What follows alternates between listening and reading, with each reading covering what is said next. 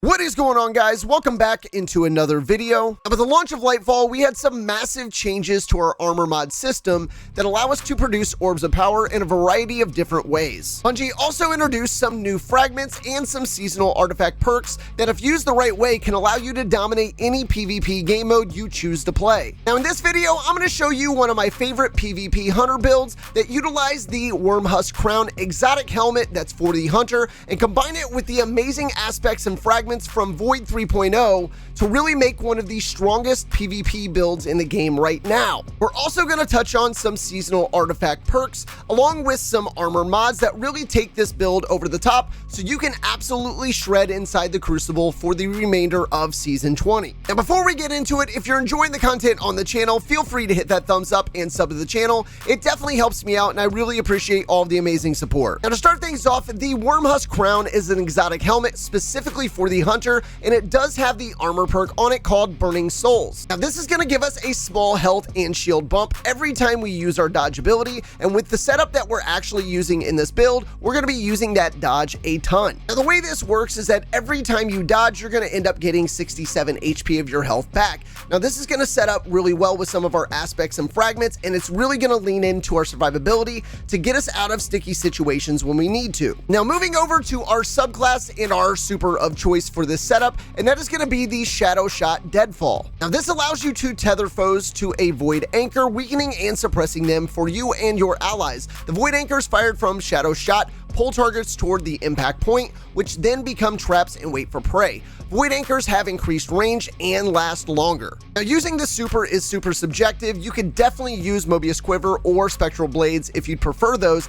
I just prefer Shadow Shot Deadfall, especially in capture zone situations like Trials Capture Zone or in Control, so you can just throw that single shot down and absolutely tether anybody that's near that point. Now moving over to our class ability, I'm going to be using the Marksman's Dodge, which allows you to dodge to perform an evasive maneuver with a steady hand. Dodging automatically reloads your weapons as well. And I'm pairing that up with the Snare Bomb for our melee and the Vortex Grenade, which is really going to help us take map control. Now moving over to our aspects, the first one I'm using is going to be Stylus Executioner. Now this is defeating a weakened, suppressed, or volatile target, grants invisibility and true sight. After performing a Stylus Execution, your next melee attack while invisible weakens targets as well. Now this aspect already synergizes really well with the super that we talked about in our abilities that we're using in this setup, and it's really going to pair up really nicely with some of the artifact perks for the season that we'll talk about here shortly, along with some of the recommended weapons that I'll have for you guys to use here in a bit. And we're pairing that up with the Vanishing Step aspect, which is dodging makes you invisible. Now this aspect sets up really nice with our exotic helmet that we're using in this setup.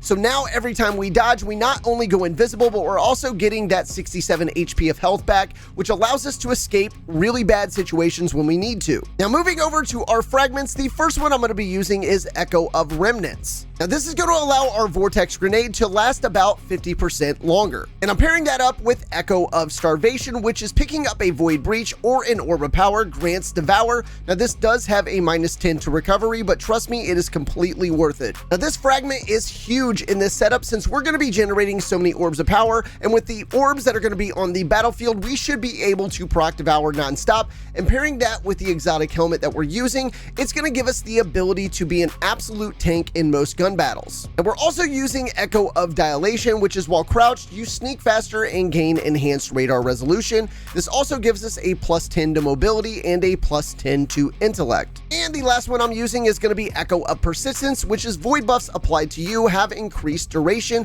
This also has a -10 to mobility. Now this fragment is also super important to use with this setup because it's going to allow our invisibility to last 41.5% longer, and it's also going to extend our Devour timer by 5 seconds. Now moving over to the armor side of things, I think the stats you're really going to want to focus on here are both going to be mobility and recovery, with a minor focus on resilience. I think maxing out that mobility is huge for getting that dodge back, and obviously being able to recover super fast is very important with this build. Resilience, I mean, if you max it out, it's going to improve your flinch resistance, but to me, I think mobility and recovery here are going to be the ones you really want to focus on. Now in terms of mods that I'd recommend with this setup, here on my helmet, I'm running a double kinetic targeting mod, which is improved target acquisition, accuracy, and ADS speed for your kinetic weapons. Now these mods are super subjective. I would recommend you put on the targeting mods of the weapons that you're choosing to use in your own setup. There's a ton of flexibility here, so you could do a void targeting mod if you'd like to,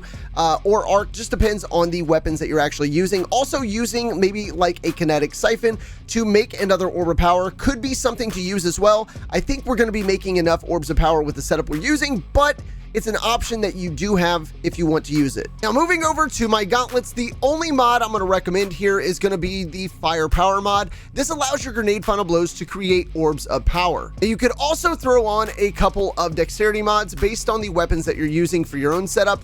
In my case, I am throwing on a void dexterity mod along with a kinetic dexterity mod that allow me to ready and stow my weapons a little bit quicker. Now, moving over to my chest, I am throwing on an unflinching kinetic aim along with a double unflinching void aim. And again, this is super subjective. You can throw on whichever unflinching mods you want here, but those are the ones that I'm rolling, and I would recommend you do unflinching mods for your own setup. Now, on my legs, I'm throwing on a recuperation mod, which replenishes health each time you pick up an orb of power, along with a better already mod, which allows your health to begin to regenerate immediately after picking up an orb of power, and a kinetic weapon surge mod, which is going to give us a 3% damage increase to our kinetic weapons inside of PvP. Now, to wrap things up on the armor side of things, on my cloak, I'm throwing on what is probably the most important mod that you're going to throw on any of your armor in this setup, which is going to be a Reaper mod, which is after using your class ability, your next weapon final blow spawns an orb of power. Now, this is super important since we're maxing out our mobility,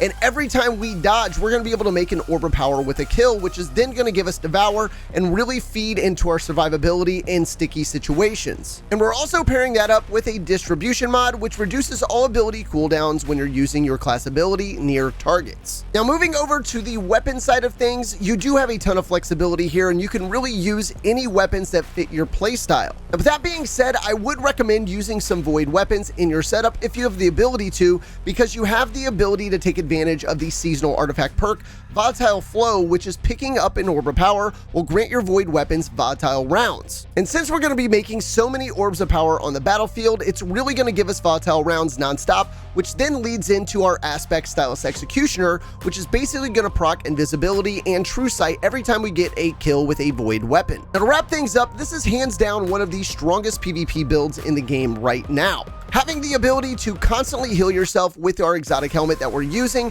along with the ability to constantly proc Devour, really makes you an absolute tank and will allow you to dominate inside of PvP for the remainder of Season of Defiance. Now, as always, guys, if you have any questions, comments, or suggestions for this build, feel free to leave them in the comment section below. I really value your guys' opinions, and I'd love to hear what you guys are using inside the game right now. Guys, thanks again for stopping in and checking out this video. I really hope this helps you guys inside of Crucible for the remainder of the season, and I will see you all in the next video.